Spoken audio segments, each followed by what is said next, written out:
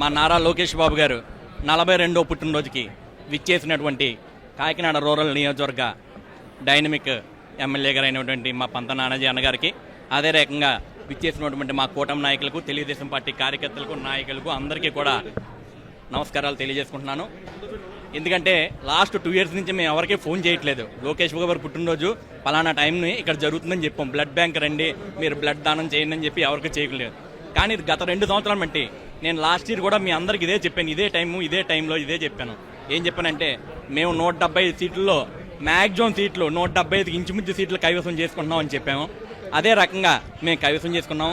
నారా లోకేష్ బాబు గారు 3300 కిలోమీటర్ల యువకాలంలో మరి నడక చేసి పాదయాత్ర చేసి ఆ పాదయాత్రలో ఆ విజయాన్ని తెలుగుదేశం పార్టీ కూటమి సభ్యులకి అందించారంటాం అతిశయోక్తి కాదు.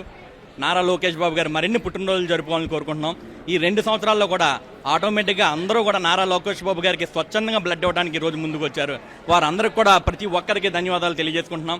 లోకేష్ బాబు గారు ఇంకా అభ్యున్నత స్థాయికి, ఇంకా ఉన్నత శిఖరాలు చేరాలని చెప్పి మనస్ఫూర్తిగా కోరుకుంటూ, లోకేష్ బాబు గారు మరిన్ని పుట్టినరోజులు 100 పుట్టినరోజులు ఇదే జనాల మధ్యన, ఇదే ప్రజల మధ్యన జరుపుకోవాలని చెప్పి మేము అందరం తెలియజేస్తున్నాం.